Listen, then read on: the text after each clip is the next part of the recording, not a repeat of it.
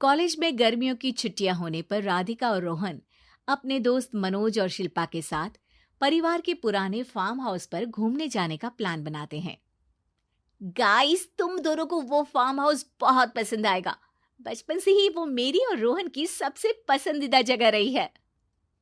पर मैंने तो इतने सालों में तुम्हारे मुंह से कभी फार्म हाउस का नाम तक नहीं सुना। बचपन में फार्म हाउस जाते थे, लेकिन फिर अचानक सबने वहां जाना बंद कर दिया और वजह कभी किसी ने बताई नहीं। पर अब हम चारों मिलकर वहां धमाल करेंगे। इसी तरह बातें करते कुछ घंटों का सफर तय कर चारों शहर से दूर ऊंची पहाड़ी पर बने राधिका और रोहन के फैमिली फार्म हाउस पर पहुंच जाते हैं। वाह यार, ये तो बड़ा ही सुंदर है। पूरा घूमोगे तो और अच्छा लगेगा, लेकिन उससे पहले सब फ्रेशन अप हो जाओ, फिर साइट सीइंग के लिए जाएंगे। राधिका और रोहन अपने अपने कमरे में चले जाते हैं, लेकिन मनोज और शिल्पा घर में घूमने लगते हैं, जहां शिल्पा की टक्कर हॉल के बीचों बीच रखी एक पुरानी लकड़ी की कुर्सी से होती है। आह, लग गई रे माता, इस कुर्सी को बीच में किसने रखा हुआ है? अरे तेरे स्वागत के लिए भूत ने रखा होगा।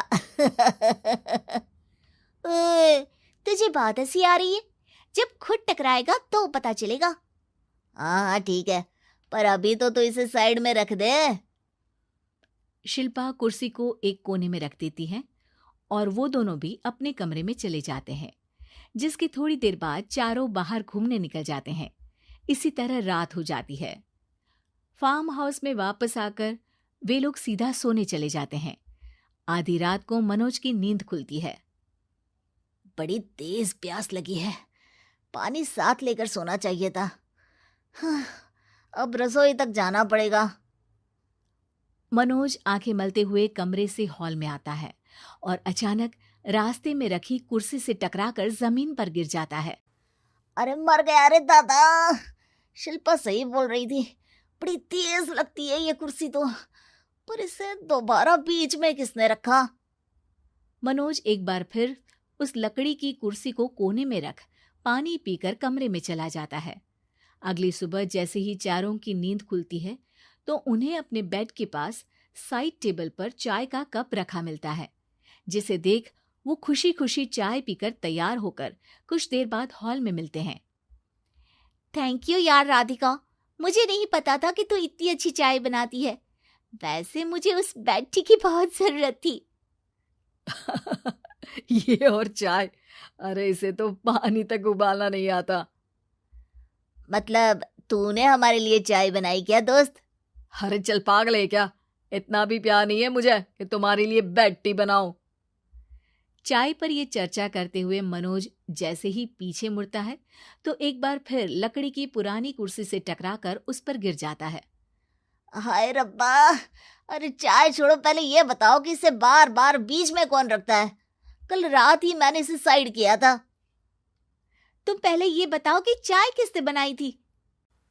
सबकी बातों को कुछ देर ध्यान से सुनने के बाद राधिका हैरानी से कुर्सी की तरफ देखने लगती है। भूत दीदी। राधिका की बात सुन आपस में झगड़ रहे सारे दोस्त शांत हो जाते हैं। क्या बोला अभी तूने? अरे पर अब वो यहाँ कैसे हो सकती हैं? क्यों नहीं हो सकती? हमने यहाँ आना छोड़ा था, पर उन्होंने तो घर नहीं छोड़ा ना।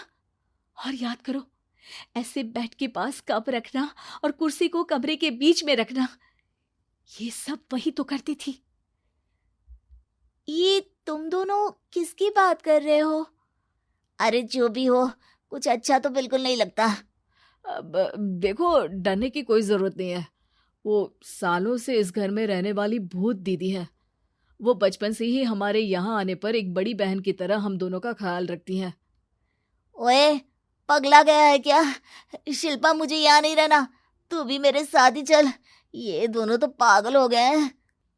जहां मनोज डर से वापस जाने की बात कर रहा होता है, वहीं शिल्पा अपने फोन में बिजी होती है।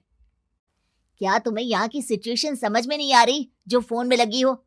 जिसे जो करना है करो, मैं तो जा रहा हूँ।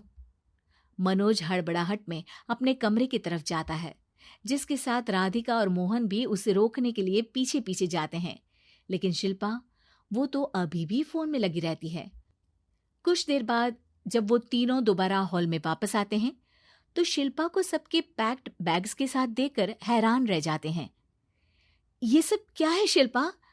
यहाँ हम इसे समझा रहे हैं और तुम हमारे बैग्स भी पैक कर कर लेकर आई।